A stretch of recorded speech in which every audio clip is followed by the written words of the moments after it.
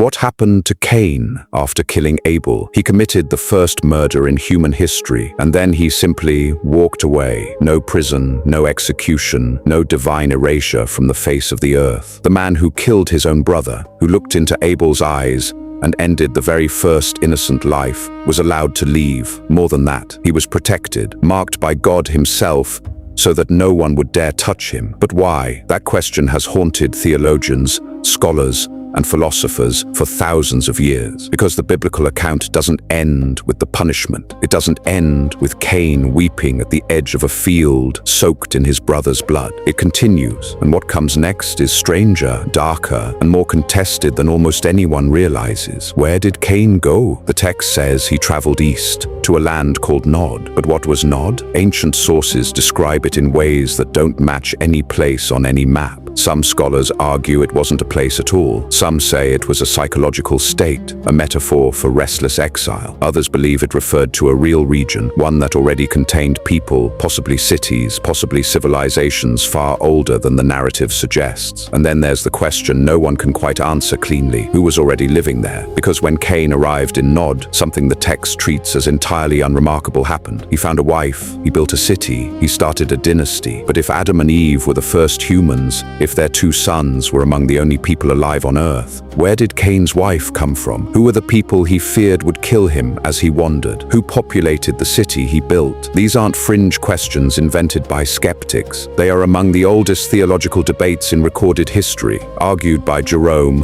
Augustine, Origen, and foundational thinkers across Jewish, Christian, and Islamic traditions. These questions still have no clean answer. But here's what makes the story of Cain truly extraordinary. It doesn't stay mysterious in comfortable ways. It gets stranger, because the biblical text credits Cain's descendants with becoming the ancestors of metalworkers, musicians, and herders, figures associated with some of the earliest foundations of human civilization. According to certain ancient traditions outside the canonical Bible, they also carried something else, something that would eventually make the destruction of the entire world seem like the only available response. This is not the story most people learned. This is the full account of Cain, where he went, what he built, who he became, and why the mark placed on his forehead may be the most theologically ambiguous symbol in all of sacred literature. And it begins not with a murder. It begins with a question the text never fully answers. Why did God reject Cain's offering in the first place, before the murder, before the exile, before the city in the wilderness,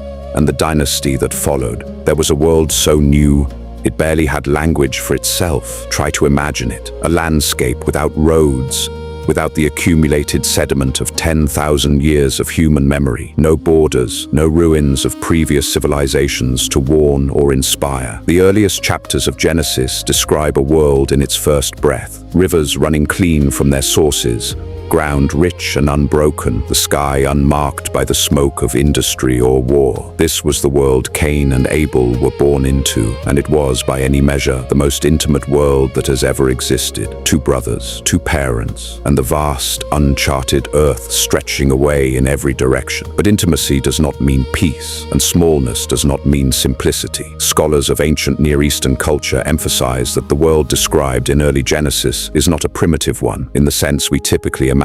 It is a world governed by covenant, by binding relationships of obligation and honor between humans and the divine. Every action carried weight. Every offering was a statement. The ancient Mesopotamian context that surrounds and informs the Genesis narratives understood sacrifice not simply as a religious ritual but as communication. The smoke rising from an altar was a question sent upward. The answer, whether crops grew, whether rain came, whether life continued, was heaven's reply. This was the cultural and theological air that Cain and Abel breathed. To bring an offering was not merely piety, it was the central act of relationship with the divine. And relationships in this world were everything. Abel kept flocks. He was a shepherd, moving freely across the landscape, his work measured in living things. Cain worked the soil, a farmer tied to the land, dependent on its cycles in a way that was simultaneously more laborious and more vulnerable. When the rains failed, Cain had nothing. When the soil was poor,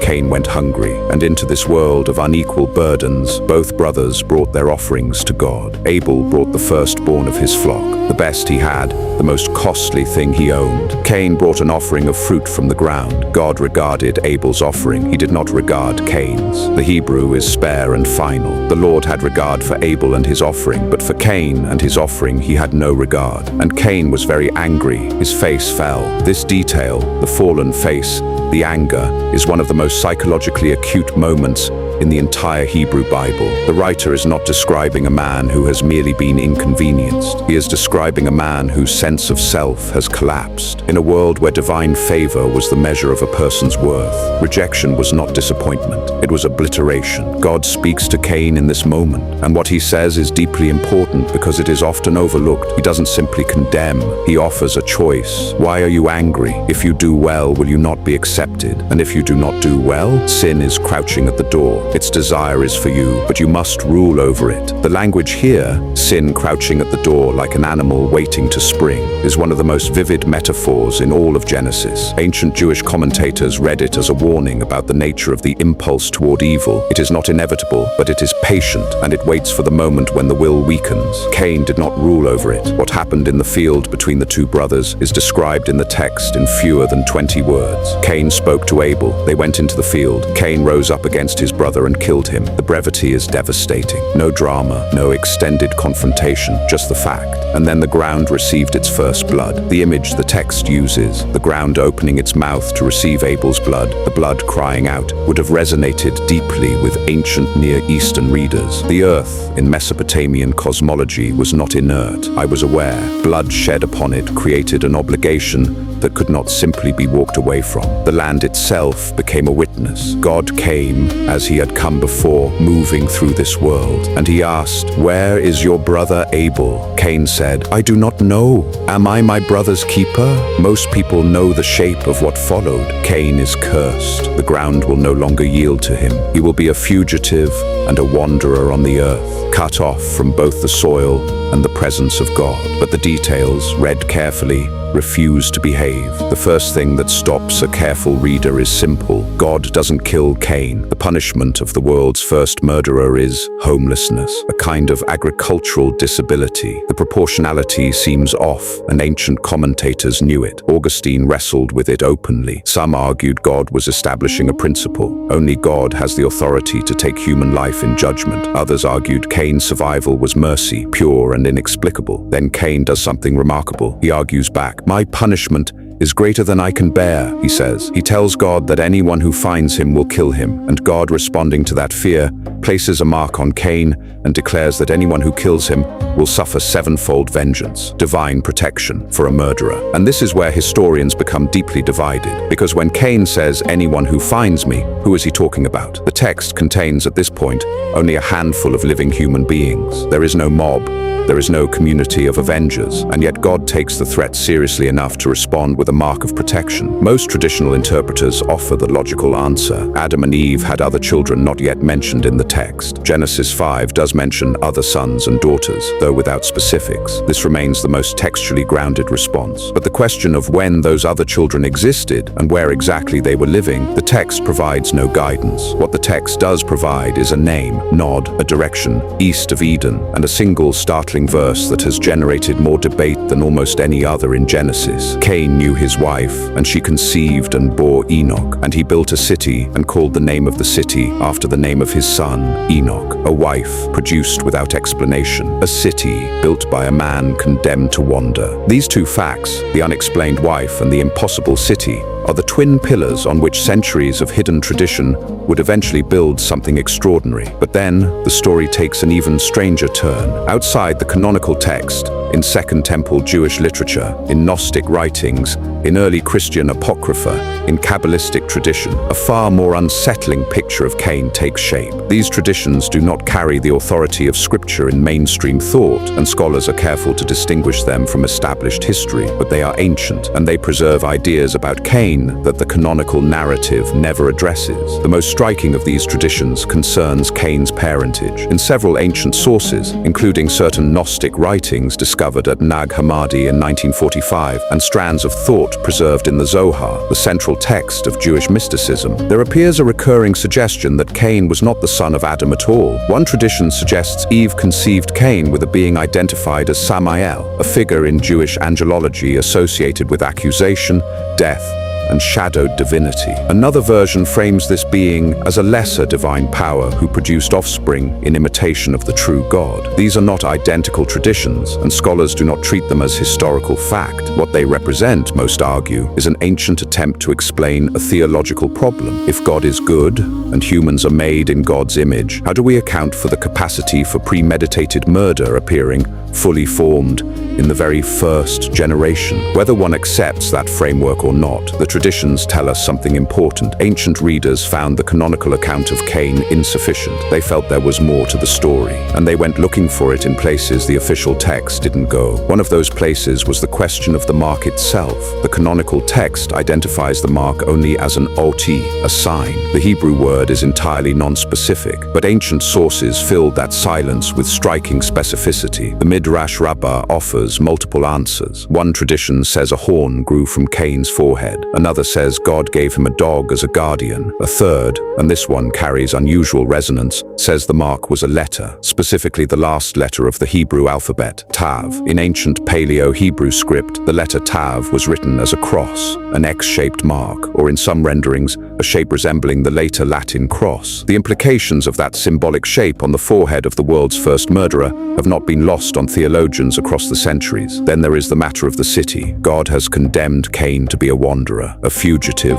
and a wanderer you shall be on the earth. And Cain immediately begins building a permanent settlement. This is not wandering. This is the opposite of wandering. It is the act of a man who has heard his sentence and chosen defiance. And what his descendants built in that city is genuinely astonishing. Jabal, the father of those who dwell in tents and have livestock. Jubal, the father of those who play the lyre and the flute, the ancestor of music itself. Their half-brother Tubal-Cain, the forger of cutting instruments of bronze and iron, the inventor of metallurgy. 3 siblings, 3 of the most foundational achievements in human history, all of them from the line of the murderer. This is not an accident of the narrative. Why does the Bible attribute the invention of civilization's most important tools and arts to the line of Cain rather than the line of Seth? Some read it as an implicit indictment. Civilization itself is a Cainite project, built on the logic of power rather than covenant. Others see a more honest acknowledgement that beauty and destruction share a root, that the impulse to create cannot be fully separated from the impulse that drove the first murder. And then there is one more figure who almost always gets overlooked. Lamech,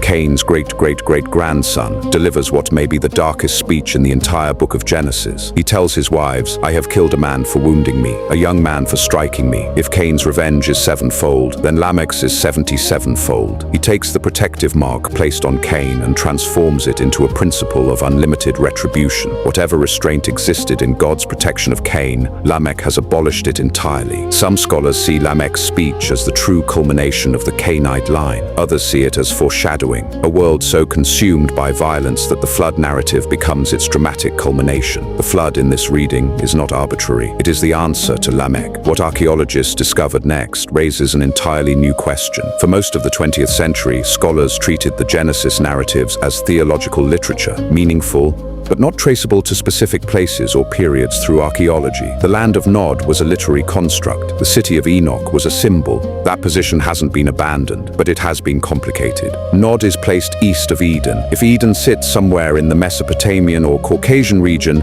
east would place Nod in what is now Iran or Central Asia. And this is where the archaeological record becomes genuinely intriguing. The Gyroft culture, discovered in southeastern Iran in the early 2000s, represents one of the most significant archaeological finds of recent decades, dating to roughly 3000 to 2500 BCE. Jiroft produced artifacts of extraordinary sophistication, carved vessels with complex mythological scenes, evidence of urban planning, proto-writing systems not yet fully deciphered, and metalwork that rivals anything in Mesopotamia at the same period. What makes Jiroft remarkable is that it appears with remarkable suddenness in the record, a sophisticated culture with no clearly identified predecessor in the immediate region. It would be an overreach to connect Jiroft directly to the biblical narrative. Archaeologists are rightly cautious about such identifications, but what it demonstrates is that the region the text would place Nod was home to advanced civilizations whose origins are still not fully understood. The metallurgical tradition associated with Tubal Cain is similarly interesting. The earliest known evidence of metal smelting comes from the Caucasus and the ancient Near East, precisely the region from which the Genesis narrative emerges. Copper smelting at sites in the Caucasus has been dated to the 5th millennium BCE. The Nahal Mishmar hoard, discovered in a cave in Israel in 1961, contains over 400 copper and ivory objects of extraordinary quality, dated to roughly 3,500 BCE, a level of sophistication that surprised researchers when it was found. But then there is the evidence from ancient texts, and this is where the story takes its most unexpected turn.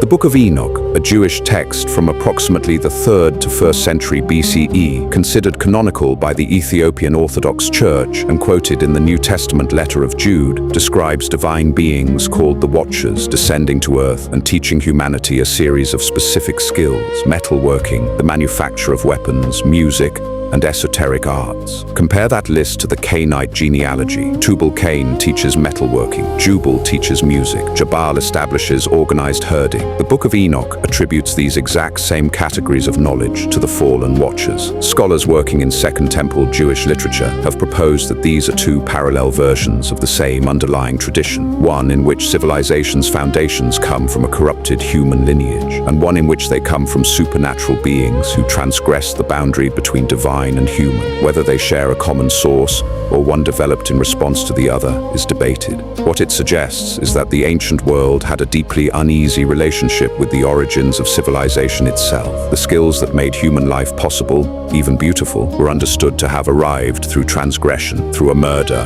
through a fall, through beings that crossed lines they were not supposed to cross. This is not the story of progress as we typically tell it. Here is the revelation that changes the entire shape of everything that came before it. The mark of Cain is almost universally understood as a curse, a brand of shame, the emblem of the outcast. But the text itself does not support that reading. Look at what the mark actually does in the narrative. It does not punish Cain further. It does not identify him for condemnation. It protects him. It declares him off limits to the very justice his acts seem to demand. God places it specifically in response to Cain's fear, and the declaration attached to it is one of the most striking in all of Genesis. Whoever harms this man will suffer sevenfold consequences. Not a curse, a covenant. And in the Kabbalistic reading, preserved in the Zohar, the mark was not merely a letter but a fragment of the divine name itself, a portion of the ineffable name of God inscribed on Cain's body. If the mark carries the divine name, then Cain's exile is not simple abandonment. He wanders, he is cut off from the ground and the community he knew, but he carries,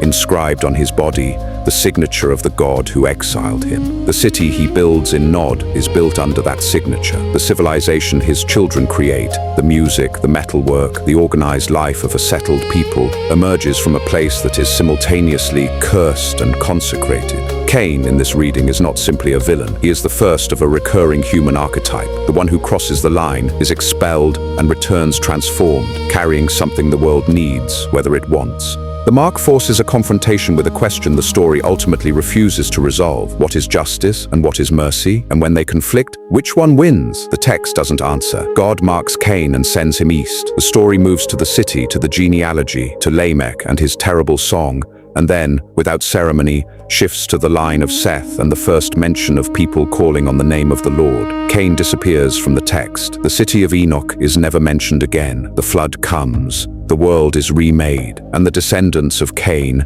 along with everything they built, every song Jubal's children played, Every blade Tubal Cain's students forged are gone. Or are they? Because the knowledge doesn't disappear with the flood. Metallurgy continues. Cities rise again. Music fills the rebuilt world. And the question that has no clean answer in the text reasserts itself in every generation. How much of what we are, how much of what we build and make and love, how much of it carries the mark, not as shame, but as inheritance, as the unmistakable sign of people who were exiled from one world and built another. Cain has been absent from the historical record for longer than history itself exists. His city, if it ever stood, is dust within dust. His name has passed into language as a synonym for murderous jealousy, and yet the story refuses to close. We still ask the question he refused to answer. Am I my brother's keeper? It has become one of the central ethical interrogations of human civilization, invoked in arguments about war and poverty and justice and responsibility in every century since the text was written. The deflection Cain offered, the way he turned a question about accountability into a rhetorical challenge, remains one of the most recognizable moves in the human repertoire. We recognize it because we have all made it. The mark of Cain has had an afterlife as complicated and contested as the man himself. It was used grotesquely by some 19th century American theologians to justify racial hierarchy, a reading thoroughly discredited by serious biblical scholarship. It was used by Jewish mystics as a symbol of the divine presence dwelling within the corrupted. It appears in Romantic and Gothic literature as the emblem of the dangerous outsider. Byron wrote a dramatic poem in which Cain is a tragic hero, reaching for knowledge in a world too small for him. Steinbeck built an entire novel, East of Eden, on the proposition that the story of Cain and Abel is the story of every human family, endlessly repeated. The archaeological questions remain genuinely open. Where was Nod? Who were the people already living there? What was the city of Enoch, and where did it stand? The ancient Near East continues to yield surprises. Civilizations that appeared without known predecessors, writing systems that predate the standard timelines, metallurgical traditions whose origins remain disputed. The world east of Eden, in the broadest geographic sense,